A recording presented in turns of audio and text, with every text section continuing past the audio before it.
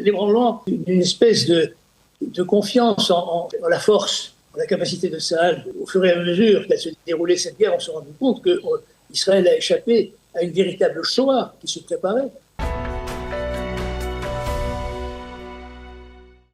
Eh bien, comme chaque jeudi, nous avons le plaisir de retrouver David Saada. David, bonjour, Boker Tov. Boker Tov, Daniel. Alors, cette semaine, la paracha de la semaine, c'est la parachat Ekev, une paracha très riche, comme on va dire toutes les parachiotes, en particulier dans le livre de Devarim, mais qui nous permet de mieux redéfinir, on va dire, la relation entre Akadosh Baruch Hu et le peuple d'Israël. On a souvent le sentiment que cette relation, elle est en sens unique, que c'est le peuple d'Israël qui doit on va dire, respecter les mitzvot donnés par Akadosh Baruch Hu. Mais en fait, à travers cette paracha, eh bien, on voit que la relation, elle est bien entendu dans les deux sens et qu'il y a un profond amour d'Akadosh Baruch Hu pour le peuple d'Israël. On peut même dire que c'est le cœur de la paracha avec ce lien spécial entre le peuple d'Israël et Dieu.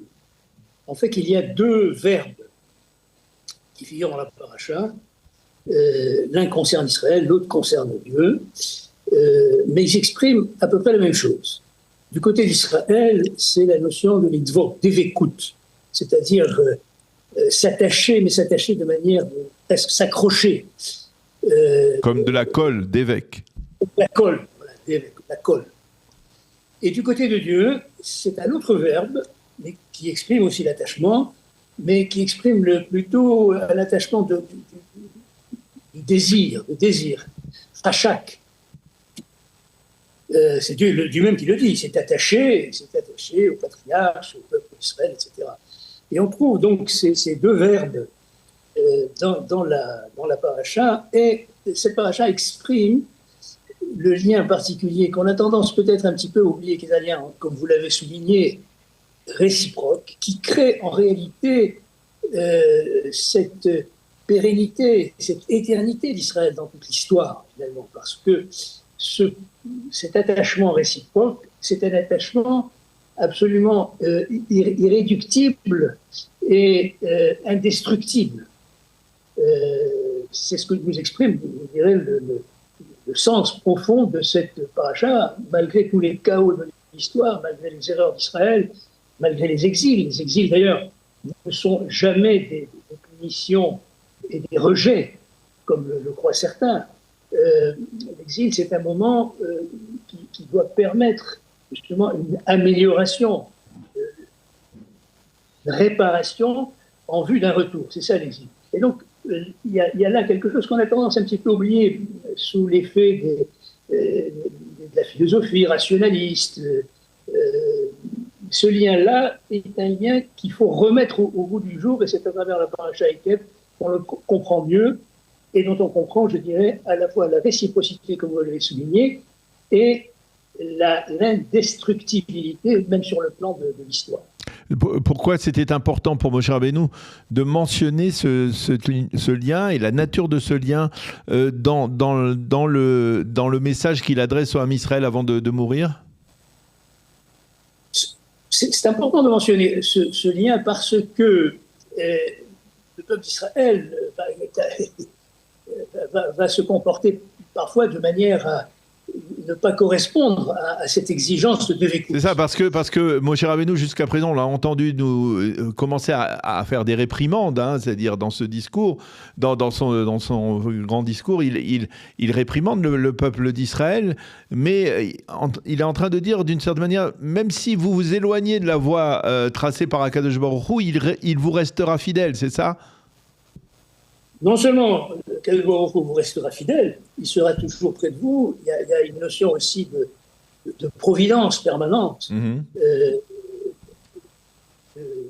qui protège Israël, mais même, je dirais, les déboires de l'histoire qui sont dus aux fautes d'Israël, que souligne d'ailleurs Moshe Rabbeinu, ne vont jamais jusqu'au rejet. Pourquoi ? Parce que ce point intérieur qui est dans le peuple d'Israël, dans chaque âme d'Israël, le conduit toujours à la teshuva, au retour moral, au retour spirituel, mais aussi au retour physique sur la terre d'Israël.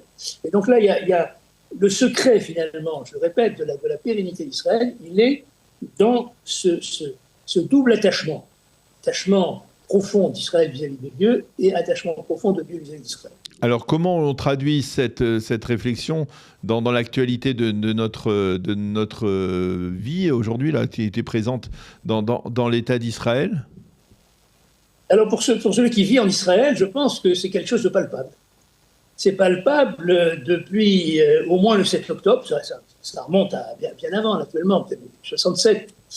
Mais depuis le 7 octobre, c'est palpable parce que ça touche des jeunes générations. Des jeunes générations qui, tout d'un coup, ressentent, même si certains d'entre eux étaient extrêmement éloignés de ces racines, il y a eu une espèce de nouvelle prise de conscience d'un lien, de ce lien particulier du peuple d'Israël avec Dieu. Alors ça se traduit pas forcément par un retour à des pratiques religieuses. Enfin, certains le font, d'autres moins. Ça se traduit par, encore une fois, une prise de conscience. Prise de conscience d'une identité juive que l'on avait pu croire abandonnée par les pères fondateurs de l'État d'Israël, disons.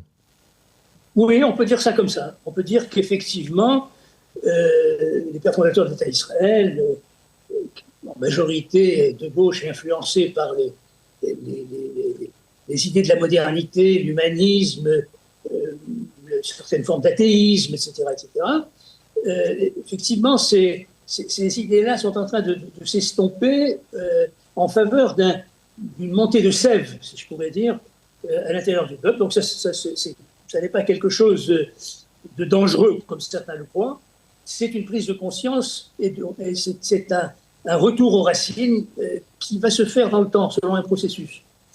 C'est intéressant parce qu'on a passé Tisha B'Av, on a passé Tou B'Av et on est en perspective du Chodesh Elul, du mois d'Elul qui va arriver avec les préparatifs des fêtes. Et le mois d'Elul, ce sont les Slichot et personne n'est dupe. Tout le monde connaît on va dire l'intensité des prières qui sont récitées chaque soir, chaque nuit au Kotel Amaravi pendant ce mois des Slichot, avec des dizaines et des dizaines de milliers de jeunes effectivement qui viennent souvent sans mettre la kippa, qui ne mettent la kippa que lorsqu'ils arrivent au Kotel, qui sont souvent tatoués et qui appellent d'une certaine manière à cette rencontre avec Akadosh Baruch Hu pendant ce mois d'Elul où on dit que Amelech Basadeh, comme on dit, c'est-à-dire que Akadosh Baruch Hu est plus proche du Ham Israël pendant ce mois d'Elul. Tout à fait, tout à fait. Le spectacle d'ailleurs de ces rassemblements au Kotel et surtout ce renouveau, cet engouement nouveau pour les Slichot qu'on constate chaque année, qui attire, comme vous l'avez dit, des dizaines de milliers de personnes. Et quand on est sur place, on constate que la majorité de ces personnes qui viennent au Kotel pendant les Slichot, ce sont des jeunes. Et souvent des jeunes, comme vous l'avez dit, tatoués, et pas forcément portant la kippa pendant leur journée de travail, etc. Donc c'est quelque chose de tout à fait remarquable, que je pense que ça n'est pas suffisamment souligné par la presse, notamment israélienne, ou alors quand on cite cela, c'est toujours de manière un peu péjorative. Il n'y a rien de péjoratif. Il y a un retour très sain, très fort et très prometteur du peuple juif à ses racines. C'est un appel de spiritualité qui est créé par le contexte, on va dire, de la guerre, c'est ça finalement qui est le détonateur ou le catalyseur de ce retour. Oui, l'ébranlement d'une espèce de confiance simplement en la force, en la capacité de Tsahal, ce qui est très bien d'ailleurs. Je veux dire, il y a une espèce de suffisance qui s'est trouvée tout d'un coup mise en cause le 7 octobre. Donc ça, il faut qu'il y ait quelque chose qui se brise pour qu'il y ait une prise de conscience.